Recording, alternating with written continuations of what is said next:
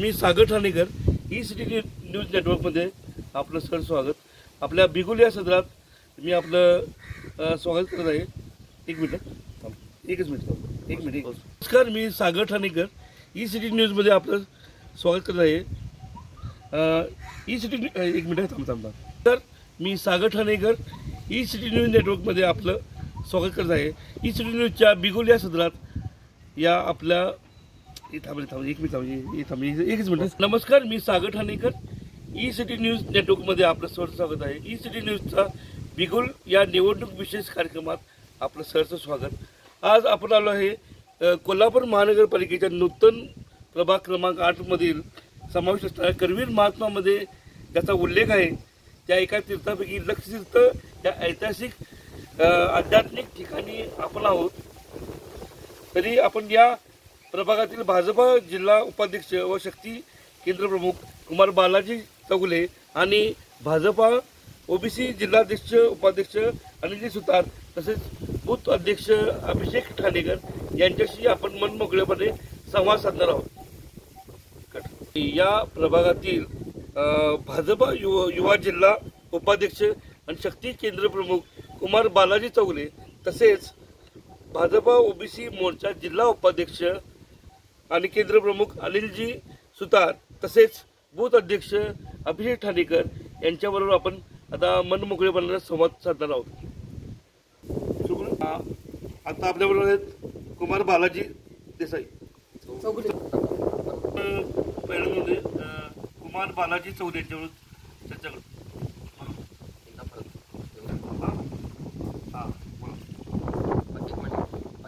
आपण चर्चा करणार आहोत कुमार बालाजी चौगुले यांच्याबरोबर.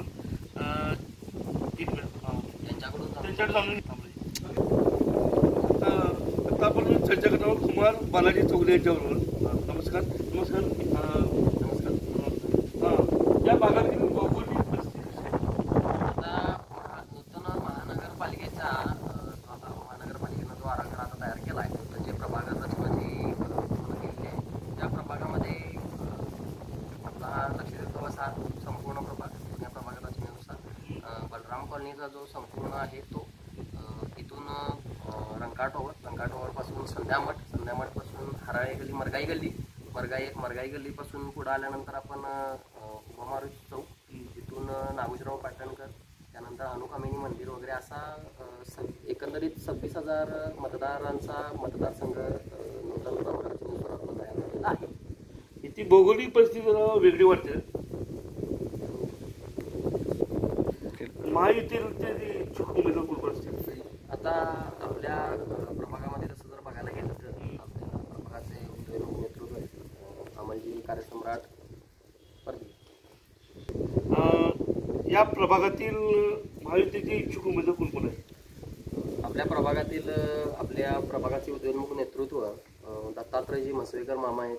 त्यांचं समाजकार्य खूप मोठं आहे. सत्संग सार्वजनिक सेवा संस्थेच्या माध्यमातून त्यांनी आपल्या समाजकार्याला आणि आध्यात्मिक क्षेत्राला त्यांनी सुरुवात केली आणि त्याच्या माध्यमातून त्यांनी खूप मोठं भरपूर काम केलं. कधी राजकीय पटलावरती न येता राजकीय पटलाच्या बाहेर राहून त्यांनी भरपूर असं काम केलं. महायुतीच्या माध्यमातून ते प्रबळ दावेदार आहेत 100%. त्याचबरोबर आमच्या ज्यांना निवडणूक लढवण्याचा अनुभव आहे बराच त्या शिवानी संजय पाटील वहिनी यासुद्धा आहेत. त्यानंतर भारतीय जनता पार्टीमधनं दयावान ग्रुपचा अध्यक्ष आहे प्रताप.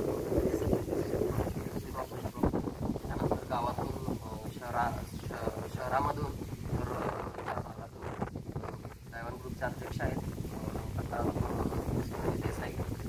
प्रकाश सरनाईक माजी मंडलाध्यक्ष आहेत शिवाजीपेठ उत्तरचे. इत्यादी उमेदवार भारतीय जनता पार्टीच्या माध्यमातून आहेत. त्यानंतर शिवतेजी खराडे असतील, आमचे रमेशजी दादा खाडे असतील, इत्यादी उमेदवार संग्रामजी जगताप.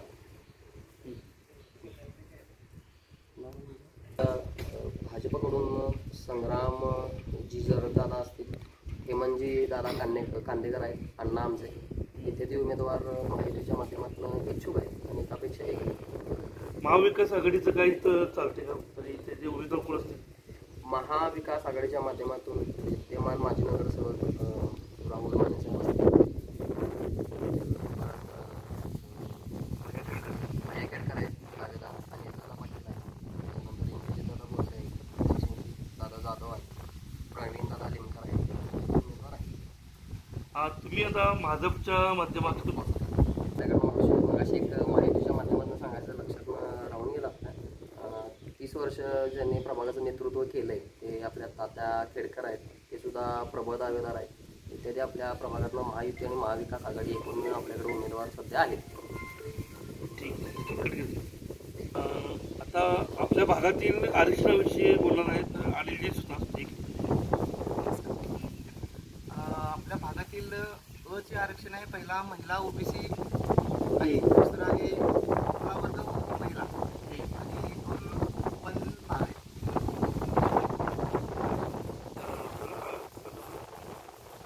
एकंदरीत हा प्रभाग तसा गोरगरीब कष्टकरी नोकरदार वर्गाचा आहे. तरी मी त्याला विचारतो की या प्रभागात महायुतीला पोषक वातावरण आहे का महाविकास आघाडीला पोषक वातावरण? तसं बघायला गेलं तर 100% आज आपण महायुतीची देशभरातील गोरगरिबांवर बघितली. आमच्या प्रभागात सुद्धा आम्हाला 100% खात्री आहे की प्रभागातले जे सगळे नागरिक आहेत ते महायुतीवरती प्रचंड खुश आहेत आणि 100% महायुतीलाच आमच्या प्रभागामध्ये पोषक वातावरण आहे. त्याचं कारण पण सांगायचं झालं तर आपल्या कोल्हापूर दक्षिणचे आता कार्यसम्राट जे आमदार आहेत अमोलजी महाडिक साहेब यांनी विकास कामाचा प्रचंड धूमधडाका लावला आणि आपल्या जे प्रभागातले दत्तामामा असतील किंवा आणखी बाकीचे यांनी सुद्धा बऱ्यापैकी खूप असं लीड घेतलं म्हणजे आमदार साहेबांच्या पाठपुराव्यातून असेल, खासदार साहेबांच्या पाठपुराव्यातून असेल किंवा मुख्यमंत्री साहेबांच्या पाठपुराव्यातून असेल, अतिशय विकास कामांचा खूप मोठा धूमधडाका लावला आहे. त्याच्यामुळे 100% आम्हाला खात्री आहे की महायुतीला अत्यंत पोषक असं वातावरण आपल्या प्रभाग क्रमांक 8 मध्ये आहे. ठीक आहे. धन्यवाद. आज आपण प्रभाग क्रमांक 8 मधील लेखाजोखा मांडला. आता आपण भेटू पुढच्या एका भागात.